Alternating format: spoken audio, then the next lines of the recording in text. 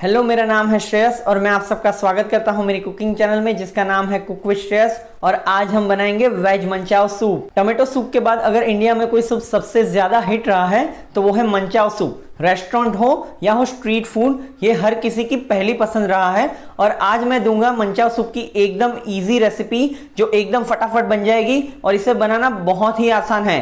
तो चलिए बनाना स्टार्ट करते हैं मंचाओ सूप। इससे पहले अगर आप मेरी चैनल पे नए हो तो please subscribe the channel and hit the bell icon. तो सूप बनाने से पहले उसके लिए हम बना लेंगे एक स्टॉक, जिसके लिए मैंने पानी चढ़ा दिया है। उसके अंदर मैं डाल दूंगा एक स्मॉल साइज का अनियन। इसके साथ जाएगा एक छोटा कैरेट जिसको पील करके काट लिया है। इसके साथ में हम डाल देंगे 2 लहसुन की कलियां। अनियन, कैरेट और गार्लिक इसको मेन फ्लेवर देंगे। इसके बाद हम वेजिटेबल्स के कुछ पार्ट्स डालेंगे। मेरे पास यहाँ पे कैबेज के पत्ते हैं, वो मैं इसमें डाल दूंगा। और इसके साथ में मैं डाल दूंगा 6 से 8 ब्लैक पेपरकॉर्न। स्टॉक को आप अपने तरीके से भी बना सकते हो। इसमें आप अपनी पसंद की सब्जियां और स्पाइसेस और हर्ब्स वगैरह भी डाल सकते हो। फिलहाल मैं एक सिंपल सा स्टॉक बना रहा हूँ। अब इन सारी चीजों को हम करीबन 1.5 घंटे तक स्लो फ्लेम पर छोड़ देंगे।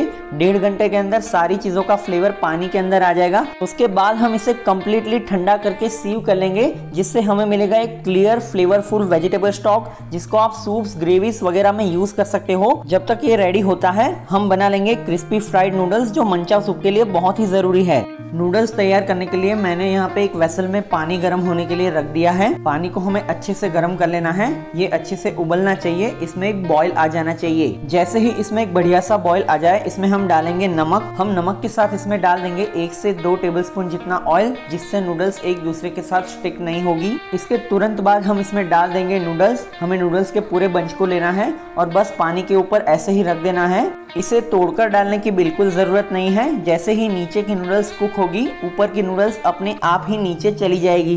2 मिनट के अंदर सारी नूडल्स पानी के अंदर डूब जाएगी। इसके बाद एक टोंग की मदद से हमें इसको अच्छे से स्टर कर लेना है, ताकि बॉटम पे कोई नूडल्स चिपक न जाए और वो पानी में अच्छे से बॉईल हो, अच्छे से पके। 7 से 8 मिनट बॉईल करने के बाद सारी नूडल्स अच्छे से पक जाएगी। हमें इसे 7 से 8 मिनट तक पकने के लिए छोड़ देना है। 7 से 8 मिनट पकाने के बाद आप देख सकते हो कि नूडल्स अच्छे से सॉफ्ट हो चुकी है। ये अच्छे से बेंड भी हो रही है। इसका मतलब ये है कि नूडल्स अच्छे से पक चुकी हैं। अब हम गैस को बंद कर लेंगे और इसका पानी हटा के इसको कम्प्लीटली ठंडा कर देंगे, जिसके बाद आप इस नूडल्स को अलग अलग पर्पसेस के लिए यूज कर सकते हो। यहाँ पे हम क्रिस्पी नूडल्स बनाएंगे। इसके लिए जो नूडल्स हमने उबाल के रखी है उसको एक बोल में डाल देंगे और इसके साथ में डाल दूंगा थोड़ा सा कॉर्नफ्लोर। यहाँ पे हमें ज्यादा कॉर्नफ्लोर नहीं डालना है, बस उतना ही डालना है जिससे नूडल्स के ऊपर कॉर्नफ्लोर अच्छे से कोट हो जाए। अब यहाँ पे हम हल्के हाथों से नूडल्स और कॉर्नफ्लोर को हिलाएंगे। इसको ज्यादा प्रेस नहीं करना है, इसे बस उतना ही हिलाना है ताकि नूडल्स के ऊपर कॉर्नफ्लोर अच्छे से कोट हो जाए। यहाँ पे नूडल्स को अच्छे से कोट करना बहुत ही इंपॉर्टेंट है, क्योंकि इसी से ही नूडल्स को उसका क्रिस्पी टेक्सचर मिलता है। जैसे ही नूडल्स कोट हो जाए हम उसको फ्राई करेंगे। मैंने फ्राई करने के लिए मीडियम फ्लेम पे ऑयल गर्म कर लिया है। मैं थोड़ा थोड़ा करके नूडल्स को इसके अंदर डालता जाऊंगा। हमें पूरी नूडल्स एक साथ नहीं डालनी है, हमें फैला के नूडल्स डालनी है, ताकि नूडल्स अच्छे से फ्राई हो और इवनली फ्राई हो। नूडल्स डालने के करीबन 1 मिनट बाद हमें टोंग की मदद से इसको थोड़ा सा पलटना है। साथ ही हम टोंग की मदद से नूडल्स को थोड़ा थोड़ा प्रेस करेंगे, ताकि उसके बीच में जगह बन जाए और सारी नूडल्स इवनली क्रिस्पी हो, इवनली फ्राई हो। यहाँ से हमें नूडल्स को करीबन 12 से 15 मिनट तक मीडियम फ्लेम पे पकाना है, ताकि नूडल्स अच्छे से पक जाए, अच्छे से क्रिस्पी हो जाए। करीबन 12 से 15 मिनट फ्राई करने के बाद आप देख सकते हो कि नूडल्स का टेक्सचर कैसा हो गया है। इसके अंदर जो बबल्स आ रहे थे वो बंद हो चुके हैं। इसके साथ साथ नूडल्स एकदम क्रिस्पी हो चुकी हैं, एकदम सख्त हो चुकी हैं। इसका मतलब ये इवनली पक चुकी है, इवनली क्रिस्पी भी हो चुकी हैं। यहाँ से हम नूडल्स का सारा एक्सेस ऑयल ड्रेन कर लेंगे और इसको बाहर निकाल लेंगे। इसको आप ठंडा होने के बाद अलग अलग पर्पसेस के लिए यूज कर सकते हो। और फाइनली हम बनाएंगे मंचाओ सूप। उसके लिए आपको एक वोक या फिर कढ़ाई ले लेनी है। उसमें हम डालेंगे 1 टेबलस्पून जितना ऑयल। जैसे ही ऑयल गर्म होता है, इसमें हम डालेंगे आधा कप जितना स्प्रिंग अनियन का व्हाइट पार्ट, जिसको हमने फाइनली चॉप कर लिया है। स्प्रिंग अनियन को हम करीबन 1 मिनट तक पकाएंगे, जिससे स्प्रिंग अनियन हल्के से सॉफ्ट हो जाए। जैसे ही अनियन सॉफ्ट हो जाते हैं, मैं इसमें डालूंगा करीबन 10 से 12 कलियां लहसुन की, जिसको मैंने फाइनली चॉप कर लिया है। उसके साथ इसमें जाएगा 1 टेबलस्पून जितना जिंजर, जिसको भी मैंने फाइनली चॉप कर लिया है। इसके साथ थोड़े से तीखेपन के लिए हम इसमें डाल देंगे आधा टीस्पून जितनी ग्रीन चिली पेस्ट। अब हमें इन सारी चीजों को हाई फ्लेम पे सौते करना है। हम इसे करीबन 1 मिनट तक हाई फ्लेम पे हिलाते हुए पकाएंगे, ताकि जिंजर, गार्लिक और ग्रीन चिली अपना कच्चा फ्लेवर छोड़ दे। जैसे ही ये तीनों चीजें सौते हो जाती हैं, हम इसमें डालेंगे सब्जियां। मैं इसमें डालूंगा 1/2 कप जितने कटे हुए फ्रेंच बीन्स, बीन्स के साथ इसमें जाएगा हाफ कप जितना कैरेट जिसको मैंने फाइनली चॉप कर लिया है, और इसके साथ में जाएगी 1 कप जितनी बारीक कटी हुई कैबेज। सब्जियां डालने के बाद हम सब्जियों को अच्छे से सौते करेंगे। इसे भी हम स्टर करते हुए करीबन 1 मिनट तक पकाएंगे ताकि ये हल्की सी कच्ची रहे और एक टेक्सचर क्रिएट करे। टेक्सचर के साथ साथ सब्जियां सूप के न्यूट्रिशनल वैल्यू को भी बढ़ा देती है, तो आप अपने पसंद की कोई सब्जी भी डाल सकते हो, जैसे कि कॉलीफ्लावर, ब्रोकली या फिर ग्रीन पेपर। जैसे ही सब्जियां सौते हो जाती है, मैं इसमें डालूंगा हाफ कप जितना finally chopped spring onion. Spring onion को भी हम स्टर करते हुए करीबन 15 से 20 सेकंड तक पकाएंगे ताकि स्प्रिंग अनियन हल्के से सॉफ्ट हो जाए। सब्जियों के बाद इसमें जाएंगे कुछ फ्लेवरिंग सॉसेस। मैं इसमें डालूंगा 2 टेबलस्पून जितना green chilli sauce. Green chilli sauce के साथ इसमें जाएगा 2 से 3 टेबलस्पून जितना सोया सॉस, जो इसको फ्लेवर के साथ साथ रंग भी देगा। सोया सॉस डालने के बाद हमें इसे अच्छे से हिलाना है।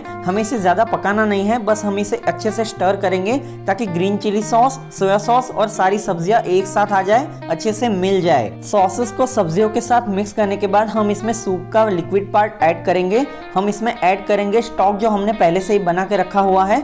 हम सारा का सारा स्टॉक डाल देंगे। मेरे पास यहाँ पे करीबन 2 लीटर जितना स्टॉक है, जो 6 लोगों के लिए काफी है। स्टॉक डालने के बाद हम इसे देंगे एक बढ़िया सा स्टर ताकि सारी सब्जियां स्टॉक के साथ अच्छे से मिल जाए। यहाँ पे हम इसे हाई फ्लेम पे ही रखेंगे। ये 30 से 45 सेकंड के अंदर अच्छे से उबलना स्टार्ट हो जाएगा। हमें इसे ज्यादा नहीं उबालना है, बस 1 से 2 मिनट तक ही उबालना है, वरना सब्जियां ओवर कुक हो जाएगी। इस स्टेज पे हमें सूप को थिक करना है। थिक करने के लिए मैंने करीबन आधा टेबलस्पून जितना कॉर्नफ्लोर लिया है, जिसको मैंने ठंडे पानी में मिला के इसकी स्लरी बना ली है। वो हम इसमें सूप के अंदर डाल देंगे। स्लरी डालने के बाद हमें इसे अच्छे से स्टर करना है। जैसे ही ये पकता जाएगा, ये धीरे धीरे अपने आप थिक होता जाएगा। करीबन 15 से 20 मिनट तक हाई फ्लेम पे पकाने के बाद सूप अच्छे से थिक हो जाएगा। इसके बाद हम इसमें डाल देंगे नमक। नमक को थोड़ा सा चेक करके डालना है, क्योंकि सोया सॉस का फ्लेवर भी नमकीन होता है। नमक के साथ इसमें जाएगी थोड़ी सी ब्लैक पेपर पाउडर। सॉल्ट और पेपर डालने के बाद हम इसे अच्छे से स्टर कर देंगे ताकि सॉल्ट एंड पेपर दोनों इसमें अच्छे से मिल जाए, अच्छे से मिक्स हो जाए। अब आपको कोई भी फ्लेवर चेंजेस करने हैं या फिर कुछ कम या ज्यादा करना है तो इसी स्टेज पे कर लेना है, क्योंकि इसके बाद हम सूप को फिनिश करेंगे। लास्ट में हम इसमें डालेंगे करीबन 1 टेबलस्पून जितना व्हाइट विनेगर। विनेगर डालने के बाद हम सूप को एक बढ़िया सा स्टर दे देंगे। अब इस स्टेज से हमें सूप को ज्यादा पकाना नहीं है। लास्ट में हम इसमें डालेंगे थोड़ी सी और कटी हुई स्प्रिंग अनियन। हमें इसे एक फाइनल स्टर दे देना है। हमारा मंचाओ सूप बनके रेडी है। हम इसे सर्व कर देंगे। सर्व करने के लिए मेरे पास एक सूप प्लेट है। मैं उसमें हमारे मंचाओ सूप को सर्व करने के लिए डालूंगा। बारिश हो या फिर सर्दियों का मौसम, ये सर्व करने के लिए एकदम परफेक्ट सूप है। आप इसे कभी भी बना के सर्व कर सकते हो। इसके ऊपर मैं डाल दूंगा थोड़े से स्प्रिंग अनियन, और उसके बाद जो हमने नूडल्स फ्राई करके रखी हुई है उसको मैं थोड़ी सी तोड़ के इसके ऊपर डाल दूंगा। इसके बिना मंचाओ सूप एकदम अधूरा है। बीच में मैं थोड़ी सी और नूडल्स रख दूंगा। इसे जल्दी से अपने घर पे बनाइए और एंजॉय कीजिए। आपको ये रेसिपी कैसी लगी आप नीचे कमेंट करके भी बता सकते हैं, और अगर आपको ये वीडियो पसंद आई हो तो इसे लाइक कीजिए, शेयर कीजिए, मेरी चैनल को सब्सक्राइब कीजिए और बेल आइकन को दबाना ना भूले। मैं आपको मिलता हूं अगले वीडियो में ऐसी ही एक आसान रेसिपी के साथ। तब तक कीप कुकिंग।